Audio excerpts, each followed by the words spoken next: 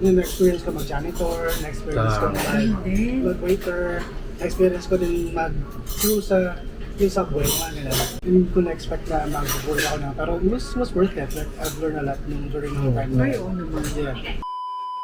Isa ito sa pinakamagandang narinig ko na reasoning fam kung bakit nila kino-consider din ang buhay Canada or gusto nilang mag-Canada. It's because of Opportunity for my wife. Then,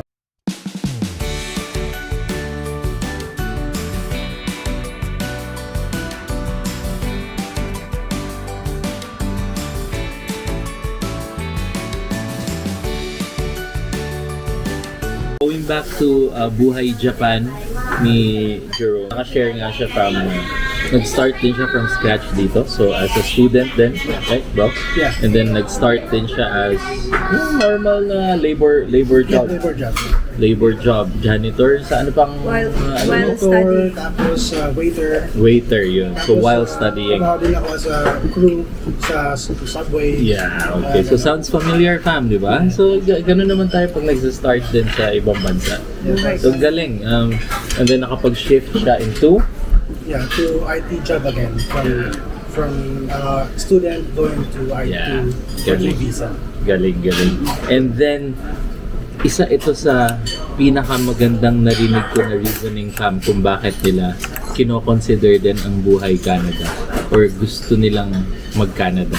It's because of Opportunity for my wife. Then to go back to career, healthcare. yes, kasi ang wife niya fam sa Pinas ba Sa bro? Pilipinas, she finished nursing and nag-work siya as a nurse din siya. Pero hindi naman sa hospital, pero yun nga, so graduate siya ng nurse. So, also taga-inaral yung Oh yeah, diba? Sayang pag hindi And- na practice. yeah, currently parang yun yung gusto ko ibalik sa kanya. Yeah. Yung siya din, ano naman, parang, Right.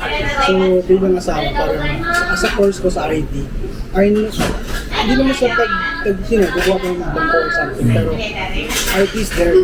Yeah.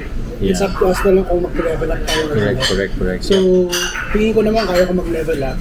So, gusto ko naman hilahin yung pataas ni Mrs. Yung si wife. Kasi kung sa Japan ba, limited ba? Or mahirap sobra, may daming barriers? Kasi yun yung parang nai-imagine Yes, ko dito apart from the language. Feeling ko may culture din, may politics din for sure. I think it's more on the language barrier. Although si Mrs. din kasi, same pattern lang ginawa ko. She took Japanese course din, nag-aaral siya student. And then she found a job din afterwards. Pero kasi kami, ng kids, so she stopped working. Chose to. So, yun. So, dito, parang for her to be able to become nurse, parang kailangan niya ulit daw mag-aral. Kasi yung buhay Japan bro, kasi ang daya ng work mo, parang work ko madaya Parang hindi hindi masyadong exciting kung sa istorya. Pero yung sa mga naririnig mo dito na mga OFWs din natin, mahirap din, no? Or may napapauwi din. Yeah, actually, pinipili nila umuwi. Pili-pili nilang. Pinipili na lang nila. Oh, matagal na sila dito. Hindi naman, parang may contract sila, di ba? Sometimes hindi na sila mag-extend. Parang Kasi? nakaipon na sila. Kasi nakaipon na sila. Well, good for them, yung mga nakaipon. Paano yung hindi nakaipon? Continue. Continue, Yes. no? Continue talaga Ganun Pero talaga tapos yung mga iba, Lalo pag madami kang bills sa Pinas. tapos for example, yung mga work for like mga construction. Yeah. I would say, yung culture ng Japan, malaking factor siya kung bakit sobrang hirap. And I already experienced it, pero hindi siya as sa construction. Construction yung work ko as project manager before, pero Yeah, pero nasa management level, kaya what you're saying is the normal worker. Yung in a sense, laborer dun sa construction site. Parang ganun. So may seniority talaga. Ang lakas ng seniority. and I've experienced it even if nasa Yung normal na office. mga director, mga na-experience ko siya, and it's not good. Yeah, okay. Workaholic. Yeah, workaholic. robotics workahol. Yeah, just to give you an example, when I was doing as a project manager, ano siya, yung company namin before was consulting company siya, plus ginagawa namin yung project. And to the point na nahihiya ako minsan na, kasi madaling araw, like 1 a.m., nakikita ko may email dumarating galing sa, nagpapasa ng email from my colleagues na Japanese. At 1 a.m.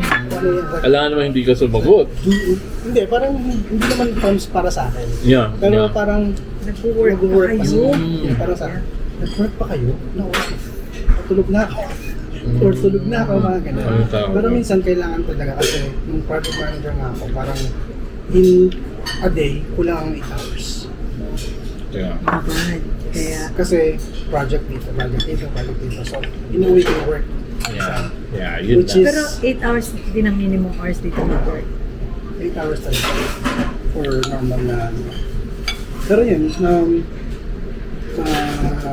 maraming experiences talaga kahit na let's say sa yung sabi nila ng Lawrence madaya yung sa ano namin sa industry pero para sa akin parang from scratch talaga ko inangat ko din yung sa career so I would say ngayon yung company na pinalagyan ko I would say maganda yung company ko so ang ganda ng benefits maganda.